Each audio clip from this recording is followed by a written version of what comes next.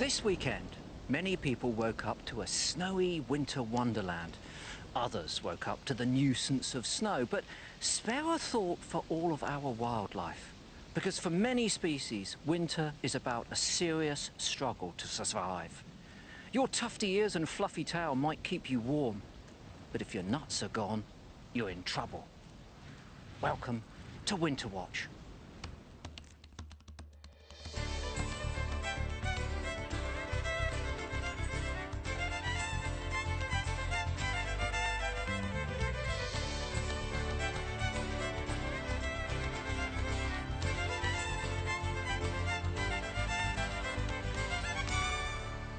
Hello and welcome to WinterWatch 2021. It's our second week. Yes, you've got a bonus extra week of WinterWatch, and our mission will be the same as it was last week. We're out here in the great outdoors, the wild, wet and windy outdoors, and we're going to bring you the very best magic of the natural world in through your windows to your cosy sofas to hopefully put a smile on your face. And judging by the response, we achieved that a little bit last week, so more of the same this week too.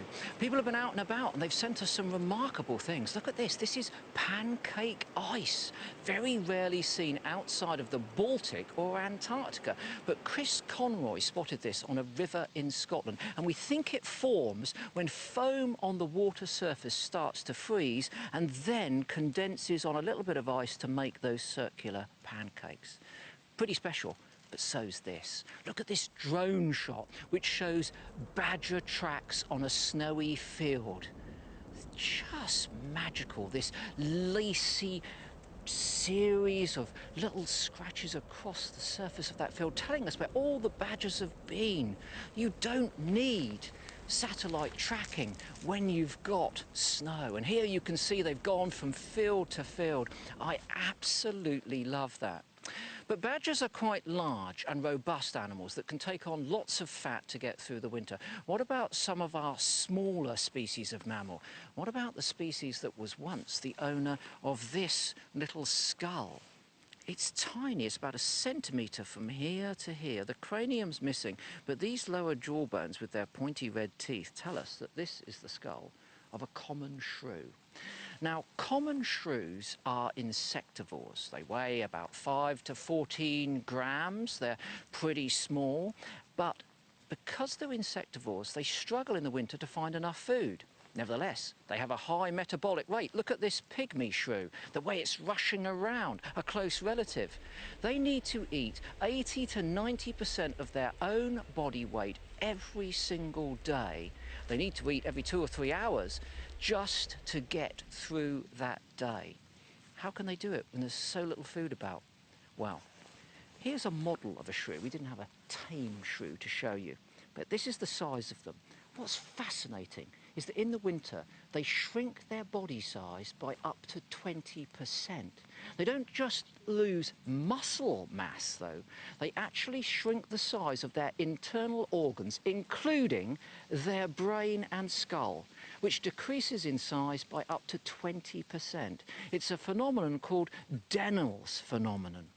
Now, the shrew can live for 2 years. So come springtime, what does it do when there's more food about? Well, it regrows those organs, except it can't regrow its brain to quite the same size as it was before. And as a consequence of that, it has some cognitive difficulties. So what about that?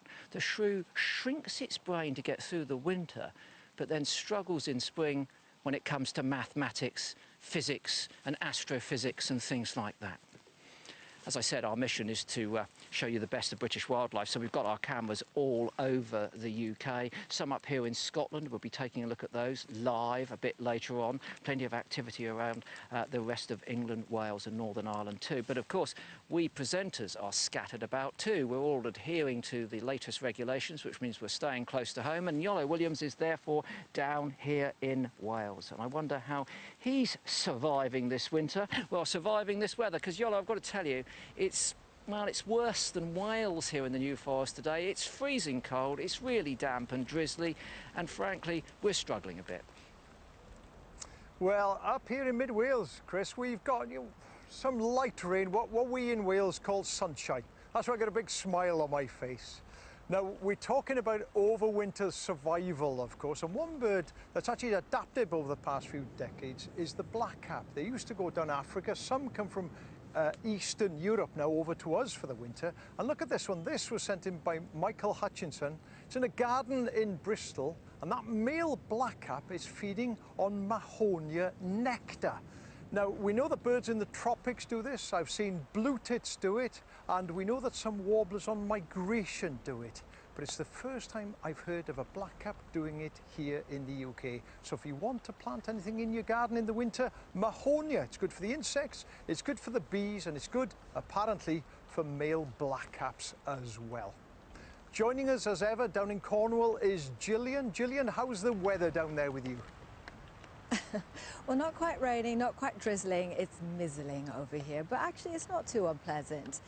And of course, you know, we're down here in Cornwall looking at beavers, and beavers are all about survival. They stay active right through the winter. In the long winter nights, the most of the activity happens under the cover of darkness. So over the weekend, one of our camera team was down in the enclosure using a thermal imaging camera. This picks up a heat signature, effectively allowing us to see in the dark. Now, we've seen them out foraging and grooming and dam building, but we have not seen this before. This is a beaver up on its hind legs. You can see those very dexterous paws, and it's cut a branch off, and now it's going to drag that away using the water to float the log, maybe to go and put it in the dam, maybe it's for lodging, or maybe it's for food. Now here's another lovely view we got over the weekend. This is a great shot. You can see those large incisors there, lovely shot of the face. And it is stripping away the bark there. It's getting to the cambium, the soft tissue underneath the bark.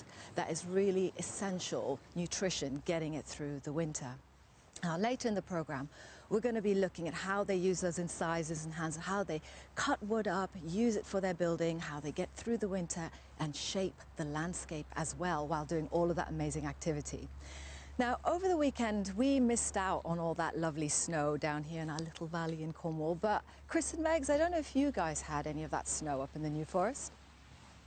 Not so much, Gillian. We got a little bit of it, and then it started raining, so it turned into a bit of ice quite quickly. It did. The poodles enjoyed it, running around, but with not enough time to make a snow poodle, unfortunately. Yeah. But we do have some live badgers right now, actually. Let's go live now to our badgers. Oh, here they are. This is at the set, isn't it, Megs? Yeah, so it's raining a little bit. You see it's shaking off a bit of the precipitation there. Just come out. Look at that. Yeah, it's just come out, hasn't it? Yeah. To a miserable evening. Now, of course, they will come out on rainy nights like this because the earthworms are coming to the surface and they're keen to suck those up as well.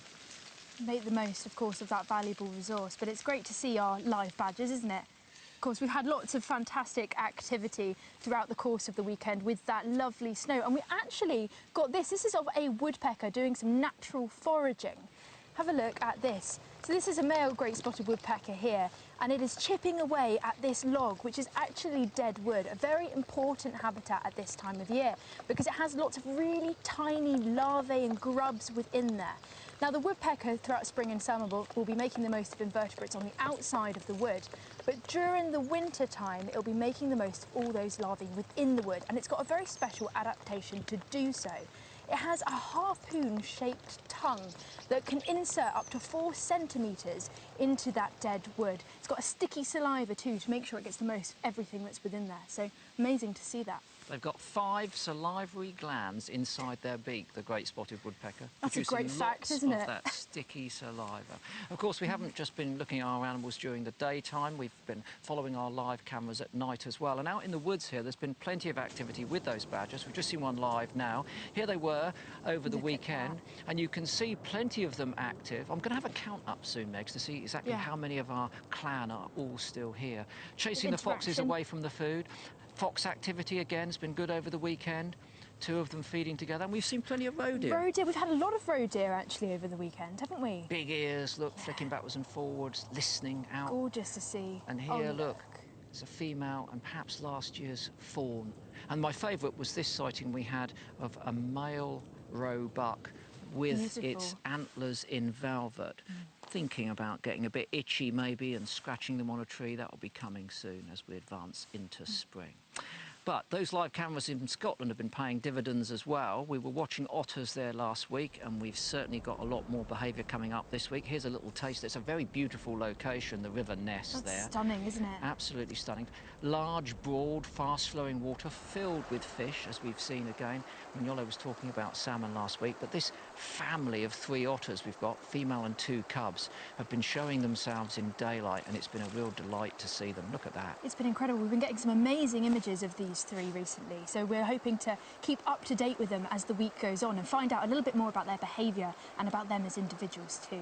Fantastic. Look at that in Look the at water. Porpoising across the surface there. And this is my favourite bit. amazing. So we've got cameras beneath the surface. We were looking for those salmon, but the otters have paid us dividends. Look at that, those Look noses. at that. Oh, some of the best views of underwater otter ever. Look at that, and those tails as well. Superb, isn't it? Look at their long whiskers as they're feeling their way around the bottom there, looking for food. And then at night, back out on the bank. Great place to spot footprints as well, out on the banks if you're by a river. Look at that. Look at that. Munching some fish. away. Look, those sharp teeth and those whiskers. They're stunning, aren't they? Fantastic Stunning. stuff, isn't it? As I say, plenty more of those otters coming up during the week. Now, in December, Iolo Williams was tempted out to do a bit of what he likes to do best of all, bird watching.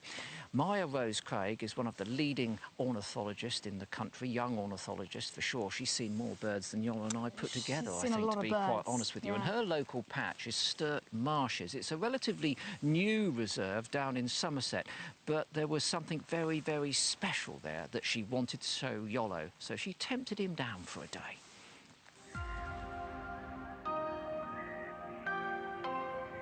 Sturt Marshes in winter.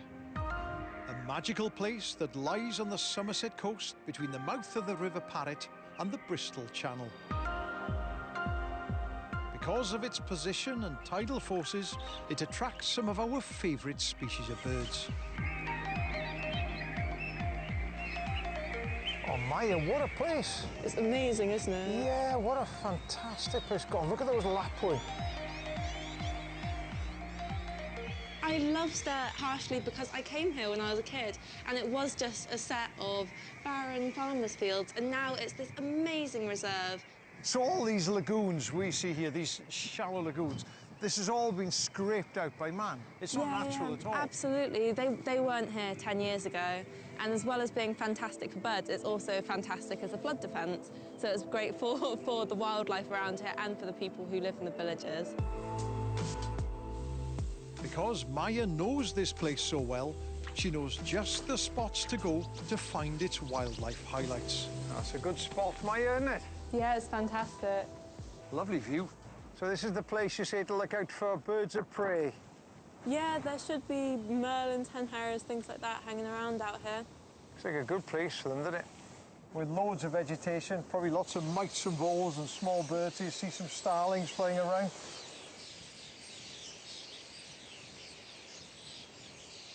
Oh, see over there you've got the church tower. Yeah. Just have a look, just underneath the church tower, heading left to right. Oh, yeah. Male hen harrier. Really, really nice birds. And that one's obviously hunting and using the wind to go back and forth. What a cracking bird that is. Oh, I go right a little bit, just right a little bit. There's a ringtail, male and a female. Oh, that's a really good view. Do you know the Welsh name for them? Boda Tinwyn, which means white-bummed buzzard. A cool That's name, a good isn't it? name, yeah. I love that. You can see what brings the birds of prey in, can't you? There's so many birds here. It goes to show as well, if you get the habitat right, and you get the wildlife in, you get the variety of birds in, you get the birds of prey in, you've got the perfect balance then. And the landscape starts building itself back once you give it that helping hand, you know?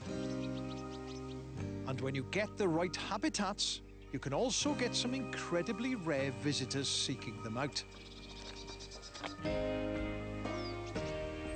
These reed beds offer a bounty of seeds at this time of year, and they've drawn 3 majestic Penduline tits to Mya's local marshes. Can't say anything yet. They can be incredibly elusive, of course, can they? I really like it when it's a bit of a challenge to track them down. You really have to search. It is true, isn't it? The more effort you put in, the better the bird. I think I have them. Where are you? If you look at this patch of bulrushes over here, do you see them? Oh, I've got you. Yeah, I can see them now. Tucked away. Oh, yeah. wow. Oh, Mya, well done you. That is absolutely brilliant. That's my first ever Penduline tit in the UK. Of course, you'd expect them in the bulrushes, wouldn't you? They'll be ripping those heads apart, looking for seeds, I would imagine, now. Yeah, absolutely. And Sturt has massive beds full of these reeds, which is why I think the Penduline tits might have ended up here. It's just fantastic habitat for them. And I reckon what's happened is that we've had some southerly winds, and that's probably brought them across. And surely, and with numbers expanding on the continent now, it's only a matter of time before they nest here. I'm really hoping that they're going to stick out the winter and set up some of their nests in this amazing reed bed that we've got, because I think having the first Penduline tit nest in the UK right near where I live would be the most exciting thing that could happen to me. I'm so glad we've seen them. I was so worried we weren't going to see any today. I had faith in you, Mya. They don't call you the bird girl for nothing.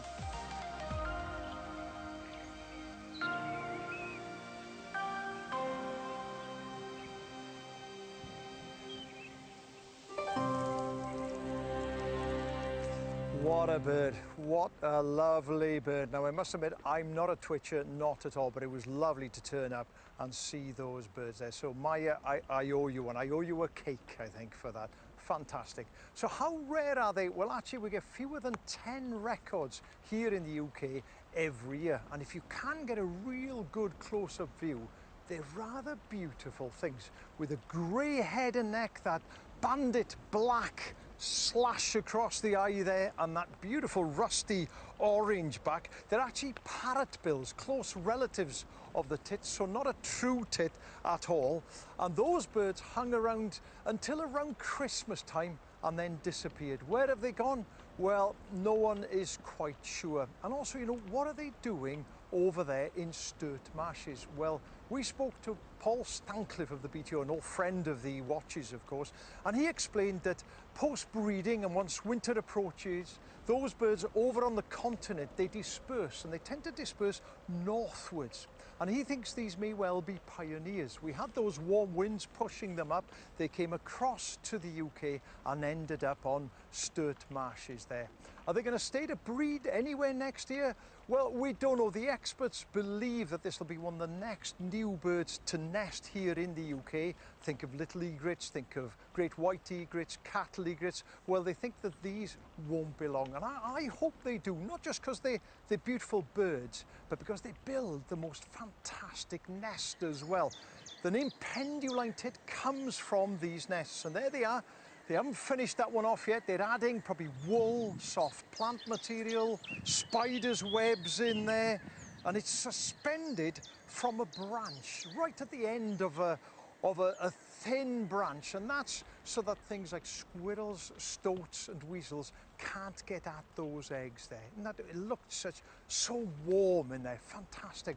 So why Sturt Marshes? Well, they arrived there, they stayed there because it's ideal for them. They like these wetland areas, plenty of open water, but more importantly, you've got plenty of vegetation, reed beds, reed mace, rushes there, places for them to feed, places for them to hide in there. They're very elusive, difficult to see. So I wouldn't be surprised if one or two of the birds maybe are still there, have moved maybe to Avalon Marshes, which is not too far away. But remarkably, those weren't the only rare birds to turn up at Sturt Marshes last year. They also had a pair of black-winged stilts, the only breeding pair in the whole of the UK. And look at these birds. Look at those unfeasibly long legs, 23 centimetres, 60% of the bird's height. Legs a supermodel would be proud of. And they bred successfully. They reared 3 chicks, and here they are, look, already looking like the adults, those long legs, those long beaks, stunning. Now, where are they now? Well, they have gone as well. No one's quite sure again. They've probably gone back over to the continent, southern Europe, maybe even Africa. So both of those birds, I would imagine, have gone back to southern Europe now. But of course, as Gillian is finding out now, some birds will stay here for the winter and find remarkable places to hang out in as well. That is absolutely right, Iolo, and I'm sure a lot of you will have noticed that many birds choose to stay here over the winter. Now, spring, summer, autumn, the birds can feast on an abundance of insects, but come the winter, and the insects either die off, or they enter a state of diapause, like hibernation, or they migrate themselves. So what's a bird to do? Well, there is a surprising winter retreat. It might sound a little bit like a Swiss chalet, but it's not quite as glamorous. It is sewage works right across the country. Sewage works offer an amazing resource for food. Now that's because there's lots of insects drawn here, but also there's a lot of heat around sewage works. So rather than take a deep dive into those vats, it's not very practical or advisable, we thought we would do a little model over here to show you how this all works and why this is such an amazing resource to help birds survive through the winter. So the vat itself is about 3 meters deep, and if we spin this round, what we would reveal inside, if we were really in there, is that there's a whole series of stones and pebbles all the way down to the bottom. Now these are the palm-sized stones. I wouldn't recommend you actually grab them, but they are irregular shaped. There's air gaps in there as well. And what that means is as water is sprinkled down from the arms up here, so it's all kind of percolating down through the rocks, a whole biofilm forms on these stones. Now the biofilm is like a community of algae and bacteria and fungi, and they work together to break down that organic material as it works its way down through the vat. And the biofilm is also food for invertebrates, and things like insect larvae particularly live there. And as the insect larvae develop and they emerge as adults, the winged insects will lift off. And this is the sort of scene you'll see. Now, we didn't film this ourselves, but this was filmed a few weeks back by John Walters at Buckfastleigh Sewage Works, and you can just see the huge swarm of flies there. And I'm told it's best to keep your mouth shut when you're around that, but I tell you what, if you're a bird, that is amazing, amazing food. Now, one of the things is obviously the biofilm is a food for the insects, but the water in there is also kept at a constant temperature between 7 and 10 degrees.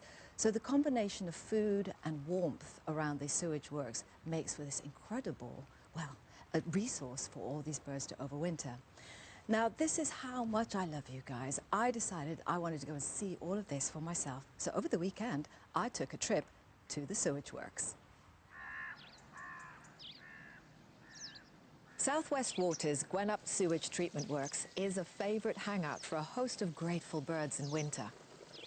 And also for Mark Grantham of Cornwall Birds. A cold morning, even though it's sunny, it is cold. This is the perfect morning to come out to see these. Yeah, absolutely. The insects are active. That's exactly what the birds are here for. You know, this mini nature reserve is just the perfect place to be. I love it. A mini nature reserve. Yeah. You're selling it. You get things like pied wagtail and grey wagtail out on the filter beds out here. The wagtails are here to feed off the insect larvae which develop in these filter beds. But as temperatures rise through the morning, adult insects move out to feed in the reed beds and settling tanks. And they attract a bird more commonly associated with spring and summer: chiffchaffs. And if this one doesn't look familiar, it's because most of our native birds have flown further south for the winter. These ones are escaping their own even colder homelands. Most are from Scandinavia, but there are some rare and special chiffchaffs that decide to return to this spot year after year. There's a little 10% which are what we call Siberian chiffchaffs from Western Russia, and they're birds that specifically come here. We know from some of the ringing work that we've done here that we get regular returning birds coming back. We've marked birds here that come back to the same site, so it won't go to Ponsanooth works a few miles that way, or Carnan Downs works a few miles that way. It's come all the way from Western Russia to here, to Gwenup, to exactly the same works it was the winter before, which is remarkable. Amazing. That is amazing. Yeah. Tiny little birds. These sites are so important that, yeah, birds from Western Russia will choose to use them through the winter.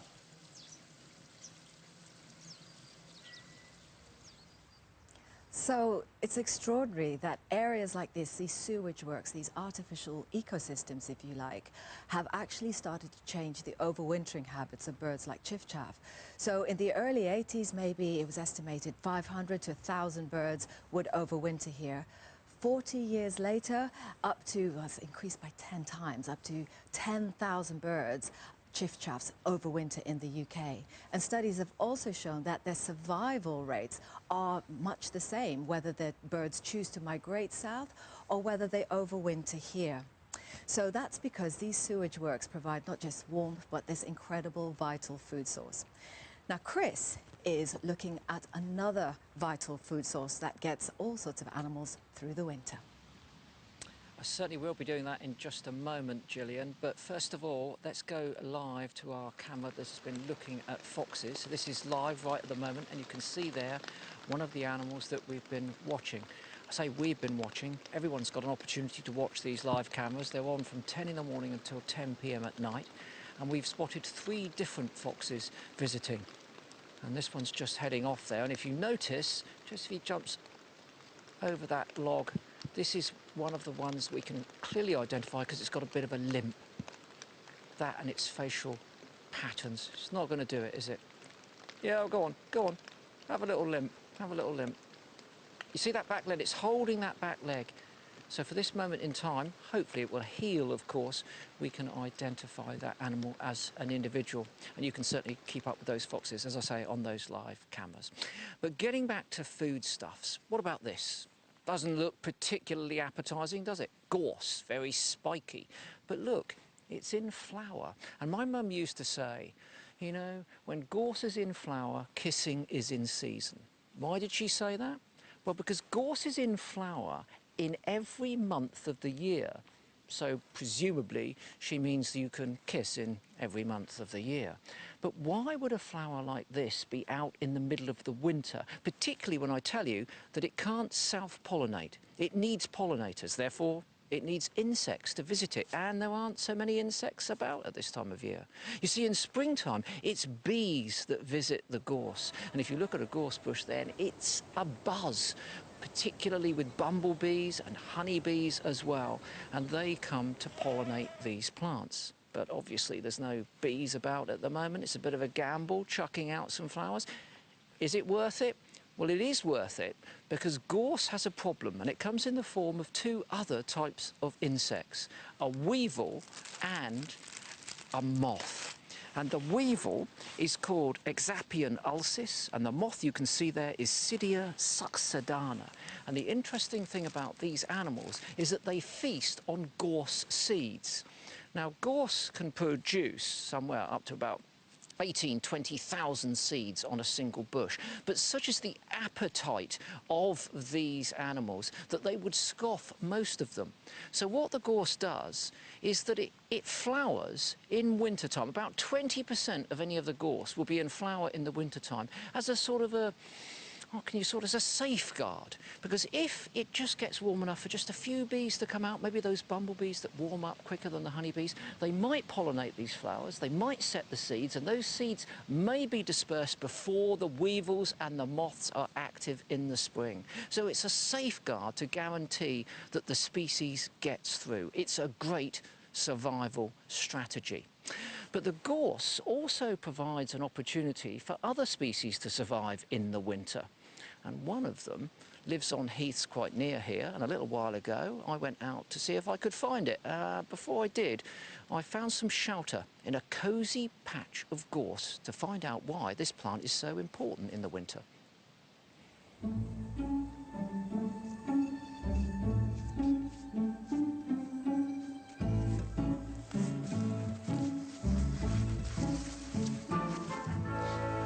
Look at this.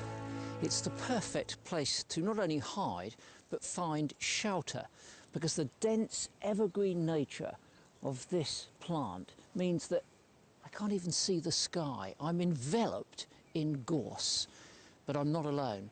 And that's why you've seen me carrying a stick and a blue brolly. Because at this time of year, lots of invertebrates find refuge inside the gorse, where it's sufficiently warm that they can remain active throughout the winter period. So I'm just going to have a little bash of the gorse here, like this. There we are. Right, now then, let's see. There's a little midge here. There's a spider over here, look. A beetle there. In fact, the closer I look, the more I can see has been seeking shelter under the blanket of the gorse. And it's not surprising, because it can be considerably warmer in here than out on the heathland. Now, of course, with all of these invertebrates active, anything that eats invertebrates would be active in here at this time of year. And I'm on the trail of one of those species now. It's a bird, and I've got to tell you, it's one of my favourites. But before I go, I'm going to put this lot home. Get back into the snug gorse. The vast majority of our breeding warbler species migrate in the wintertime, but this is one warbler that remains.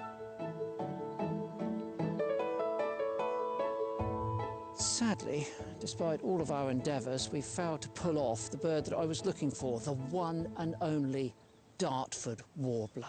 It's just one of those days. It's one of those days when undoubtedly we should have been here yesterday. And that, sometimes, is the story of birding. The story of birding, indeed. I mean, I've got to tell you, we did see the Dartford warblers, but they were such quick little glimpses that we couldn't get them on camera. But we couldn't rob you of the opportunity of enjoying the birds, so here are some Dartford warblers.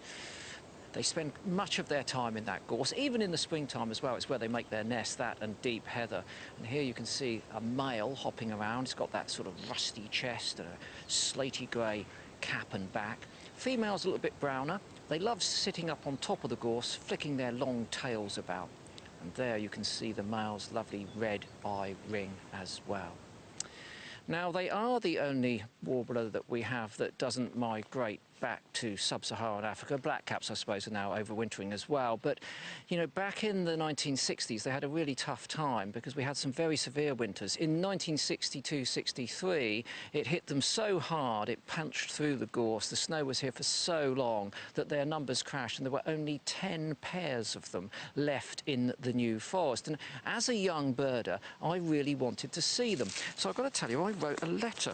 I wrote a letter to the BBC, actually, the Natural History Unit, who's making this programme, in effect. And here is that very letter, which I've dug out of my personal archives to show you.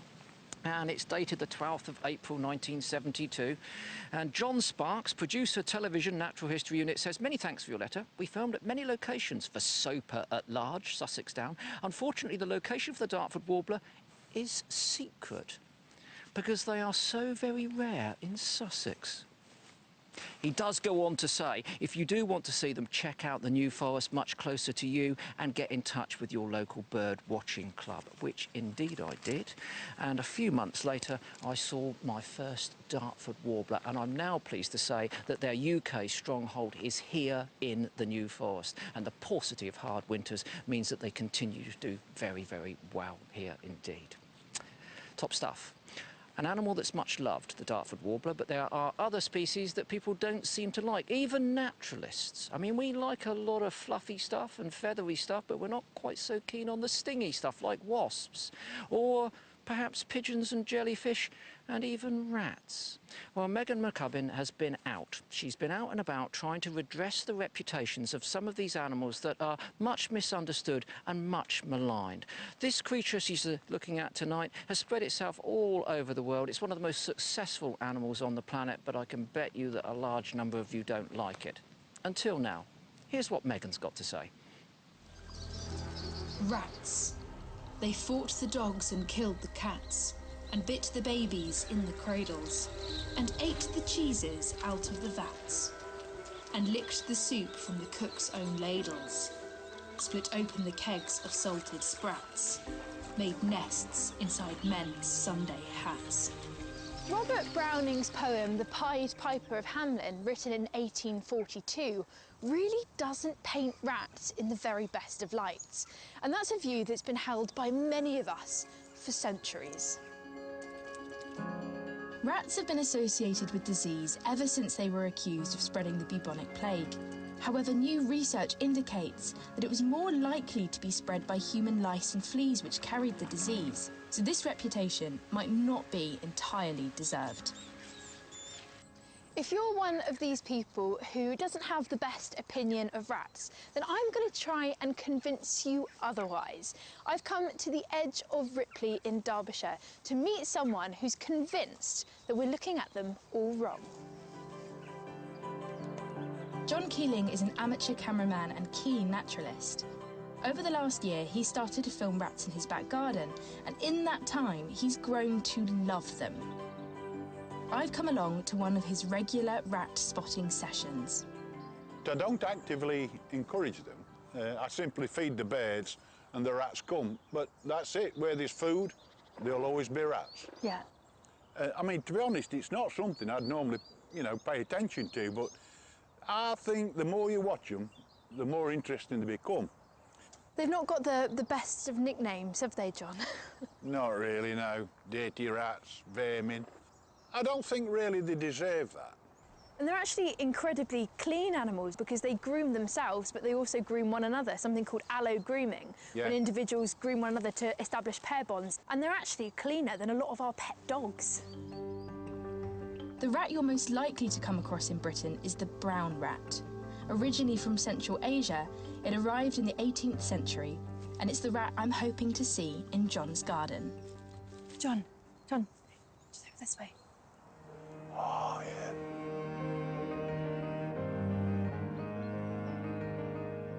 The rats are coming across in the undergrowth, and they're taking advantage of all the seeds that the birds drop, because the birds will weigh the seed in their mouth, and if it's not nutritional enough to waste time eating it, they drop it down. And that's where the rats come in. And it's not just the birds that the rats clean up after. They do a fantastic job in cleaning up the environment of mess left behind by all sorts of animals, including us. They really are nature's little hoovers. What have you learnt watching them all from the garden? There is like a social hierarchy amongst them. The other day, I was watching one and it was feeding at the side of the pond when a youngster popped its head up, and this older one ran across to it and actually sort of put it down, Yeah. I'm having this, Take your turn, kind of right, thing. that's Yeah. right. This hierarchy helps maintain their social group. Rats are incredibly sociable animals, cleaning, playing, and even sleeping together. Do you think they've attracted any other biodiversity into your garden? Yeah, well, certainly they have. I mean, this fox has obviously taken a rat or two. Tawny owls come up and down the lane at night. I did actually see a weasel around the pond a couple of months ago. Did you? Yeah, yeah. That's exciting. I mean, they all feed on rats. There's the one there, look. It's so sweet. They're so agile. They are. I could do taking a leaf out there, but... It's really great to see rats in this kind of environment, living harmoniously with all kinds of biodiversity, encouraging more biodiversity in. They're part of the cycle, they're part of the system. And their intelligence is just astounding. There's so much that we don't know about them yet. And that, for me, just makes them that much more exciting.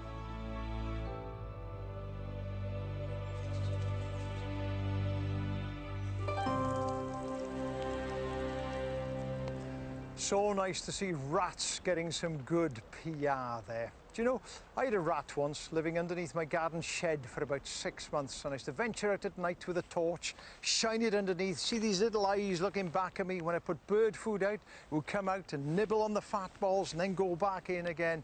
It was lovely. Let's be honest, I wouldn't want one in my kitchen or in my bedroom, but under my shed is just fine. Well done you, Meg.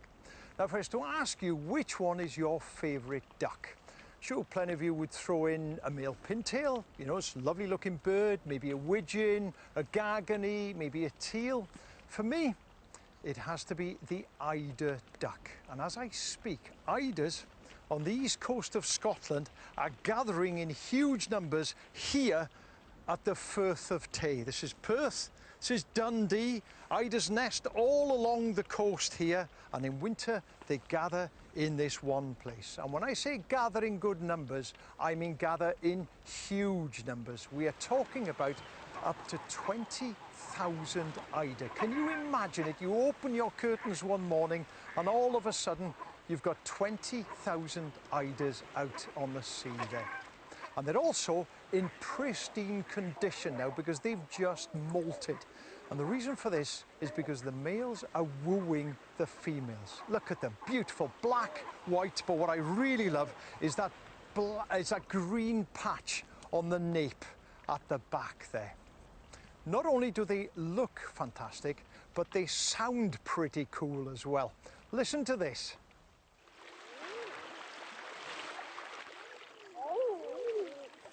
This is one of my favourite sounds in the animal world.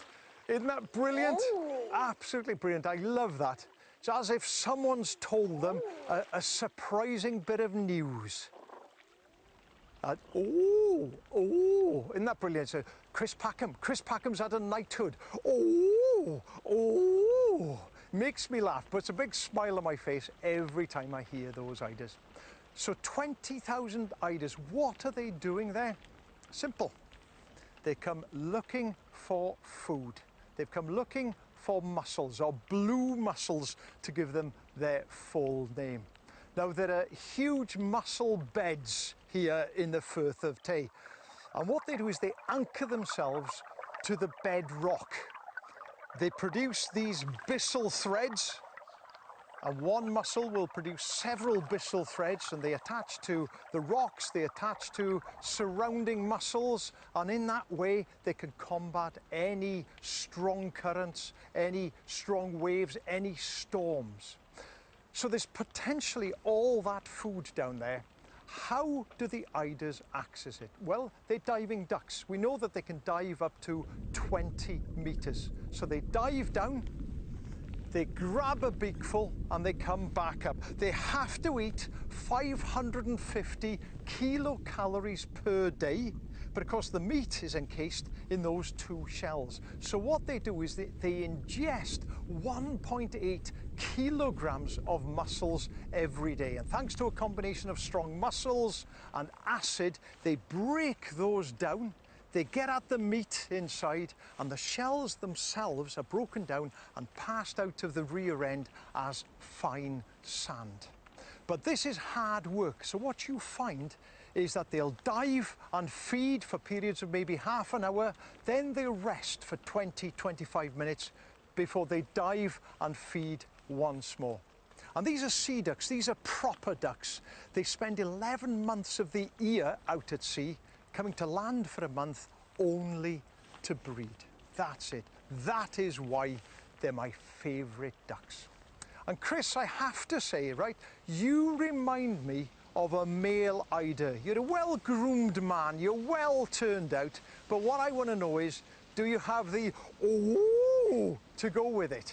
Well, I do, Iolo, and I remember producing that sound. You and I were staying in a hotel once, and they brought your laundry to my room, and ooh, pink and frilly. I mean, honestly. Oh dear, you two. Honestly, Iolo, don't give many more encouragement.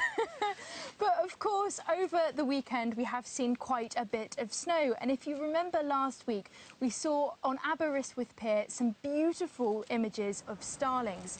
Let's have a look how they did over the weekend, because they got some extreme weather over there, didn't they? Look at all of that snow coming down. And of course, in that heavy extreme conditions, they all did come under for some shelter as well, just to wait it out a little bit. You can see them all flocking in there, taking a bit of a rest. It did clear up and they did go back out to forage, but you know, I think it's quite smart that they stayed in for that time being. By the end of the afternoon, though, those that were sort of lagging were a bit luckier because it stopped snowing and there was quite a nice sunset. It looks beautiful, doesn't it, there?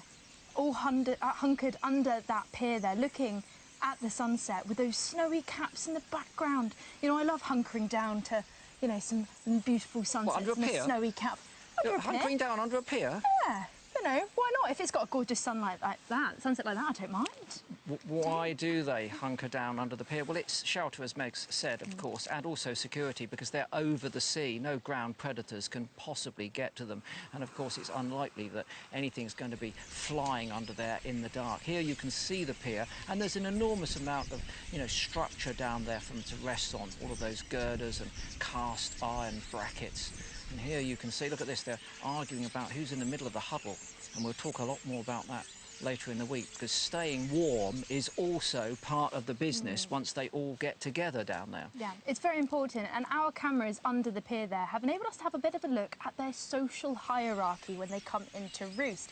Now, what we've noticed is that the adult males have the top spot, so they are quite literally at the top end of the pier, and also in the middle where it's nice and warm, they're less exposed, and of course less risk there of predators. However, these two individuals here are probably juvenile females which are at the bottom of the roosting pack.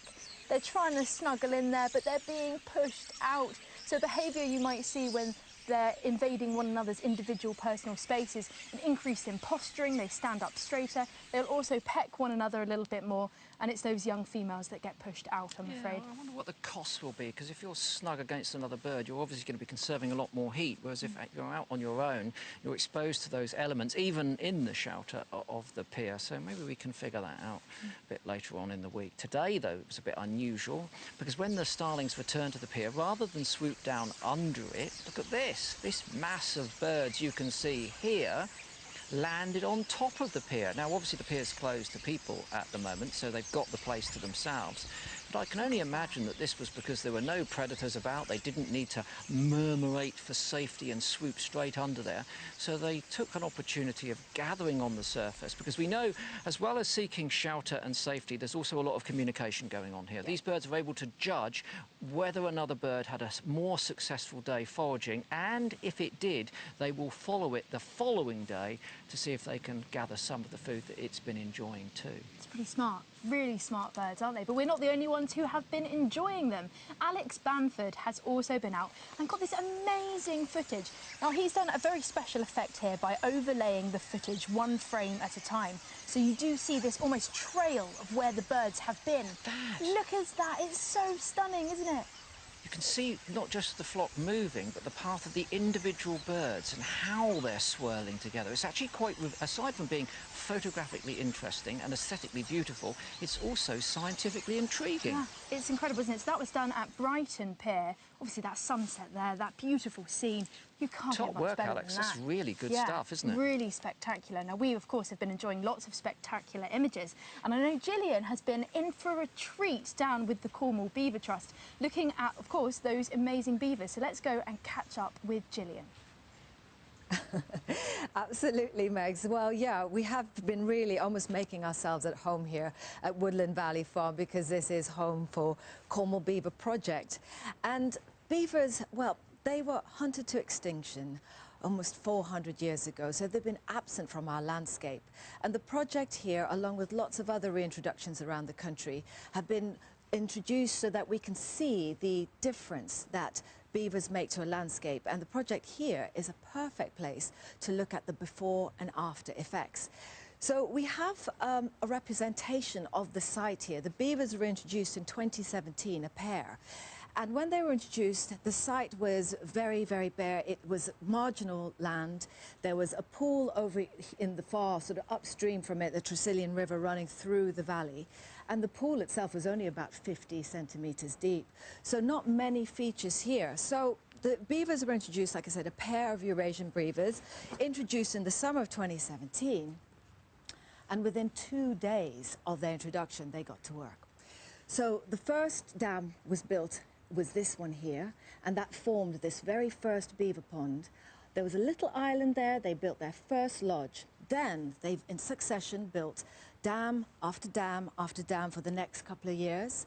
And then back in spring of last year, when we were here for Spring Watch, that's where the kits were born. There was another lodge built there. And then this final dam here is what they've started to build. So this is the most recent construction.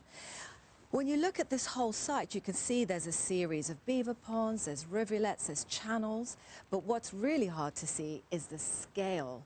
So we got this extraordinary footage from drone operator Jack Richardson, and this gives you a real sense of how amazing these creatures are at transforming a habitat. So this fly through there takes you up and over the dam, over the beaver pond, and you start to see all the different habitats, the rivulets, the channels, all being formed by these incredible mammals. And with this ever-changing landscape, what you get are opportunities for other species to colonize this area. So this is why beavers are not just ecosystem engineers, but they're thought of as keystone species, because more and more species are able to thrive because of their activity and because of their presence.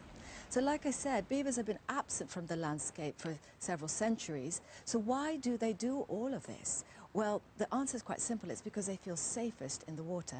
And although they've been absent for centuries, scientists say they're still living with ghosts. So the predators that they would have encountered, who are also now absent in our landscape, shaped all of this behavior. Predators like wolves, but also humans. Humans hunted beavers for their fur, for their meat, and like I said, in Britain, hunted to extinction. So it is amazing to see these animals back, amazing to see that their behavior that is driven by these ghosts of predators past still creates this amazing landscape and transforms the whole area. So the last thing I really wanted to do was to get out on the water myself, and I found a really lovely way to do that.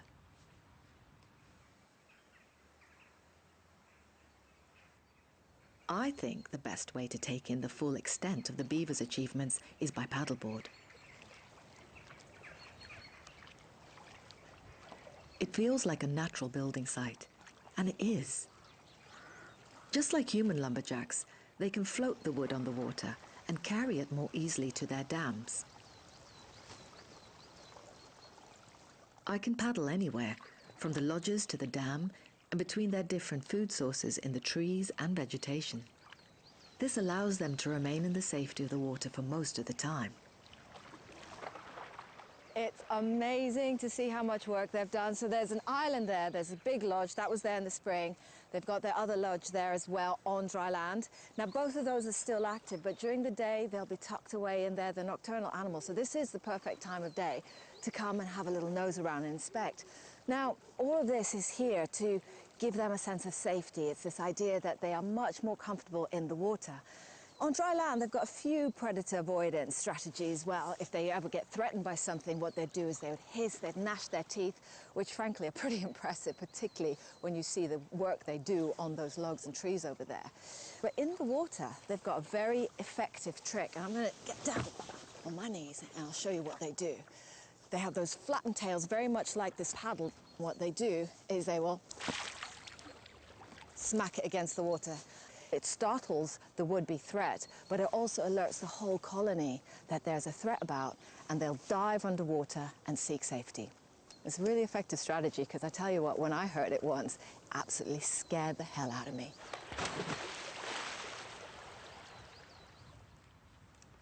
And that last shot was a beaver making a much better job of tail slapping than I did with that paddle. But from one watery world to another, and now it's time for us to sink in and enjoy one of our mindfulness moments. This is an opportunity to enjoy the natural sights and sounds of Derwent Water in the Lake District.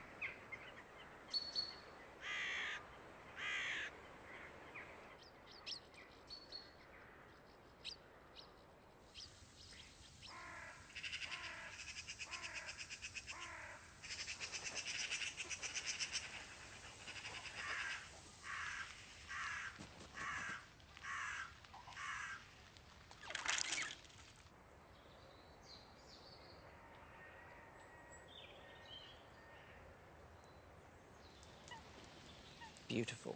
And so serene, so tranquil. That still water is so calming. A bit later in the week, we're going to be finding out why being close to water like that does produce the calming effect that we all feel when we give it just a few minutes. And also how just watching things like you just have can, or equally, have a beneficial effect to your mood. Fantastic stuff. We're coming towards the end, but do take a look at this, because in winter, there is often an opportunity to see birds that are otherwise very hard to see because they're hiding away. The winter forces them into the open. And here we see a bittern that's been forced out of the reeds and onto the ice. Well, I say onto the ice, it keeps falling through. It hasn't quite got that sort of big toes, weight balance thing sorted out. Look at this, here it goes. Actually, this reminds me of, like, you know, when you're walking along the pavement and then you trip over a stone, and there's quite a lot of people about, and then you feel compelled to turn around and sort of kick the stone to draw everybody's attention to the fact that it wasn't your fault that you stumbled over it. It was actually the council's because they hadn't fixed the pavement. Well, look at this bittern. This bittern is clearly just hoping that no heron is watching it on the other side of the pond.